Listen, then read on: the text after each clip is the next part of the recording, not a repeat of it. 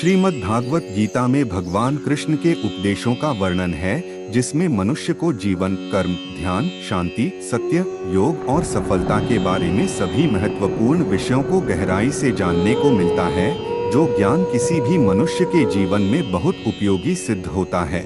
गीता में भगवान श्री कृष्ण ने अपने शिष्य अर्जुन को कुरुक्षेत्र में न केवल ज्ञान की बातें बताई, उसके साथ ही जीवन जीने की कलाओं के बारे में भी बताया है, जो कि हर मनुष्य के लिए प्रेरणा स्रोत का कारण होता है।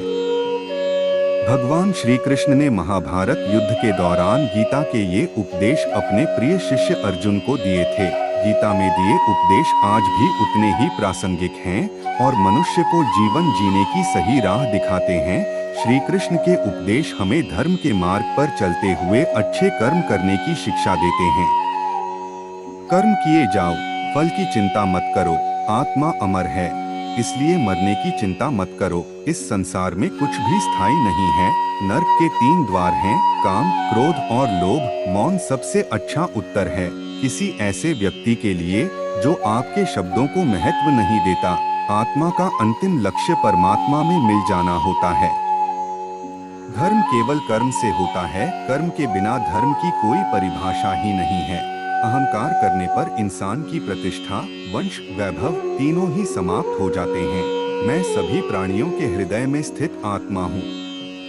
मैं सभी प्राणियों का आदि, मध्य और अंत भी हूँ। सत्य कभी नष्ट नहीं हो सकता। अच्छा करने से नहीं डरना चाहिए। समय कभी नहीं रुकता।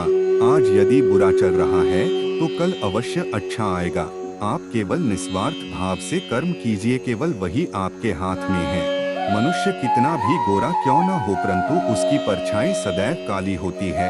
मैं श्रेष्ठ हूँ यह आत्मविश्वास है, लेकिन सिर्फ मैं ही श्रेष्ठ हूँ यह अहंकार है। व्यक्ति जो चाहे बन सकता है, यदि विश्वास के साथ इच्छित वस्तु पर लगातार चिंतन करें। प्रेम सदैव माफी मांगना पसंद करता है और अहंकार सदैव माफी सुनना पसंद करता है। जो रास्ता ईश्वर ने आपके लिए खोला है उसे कभी भी कोई बंद नहीं कर सकता। मनुष्य का जीवन केवल उसके कर्मों पर चलता है। जैसा कर्म होता है वैसा उसका जीवन होता है। एक बार माफ करके अच्छे बन जाओ, परंतु दोबारा उसी इंसान पर भरोसा करके बेवकूफ कभी न बनो। मन की गतिविधियों, होश, श्वास और भावनाओं के माध्यम से भगवान की शक्ति सदा तुम्हारे साथ है।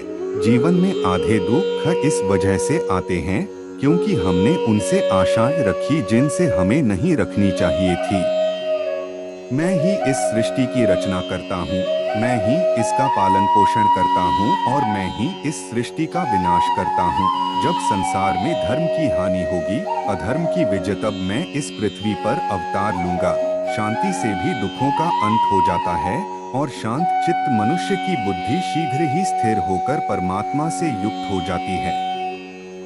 हमारी आस्था की परीक्षा तब होती है जब हम जो चाहे वो न मिले और फिर भी हमारे दिल से प्रभु के लिए शुक्रिया ही निकले।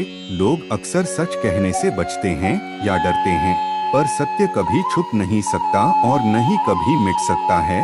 कितना भी छुपा ले पर सच तो उजागर हो ही जाएगा। जो बात सच पर आधारित हो उसे करने या कहने और मानने से कभी नहीं डरना चाहिए।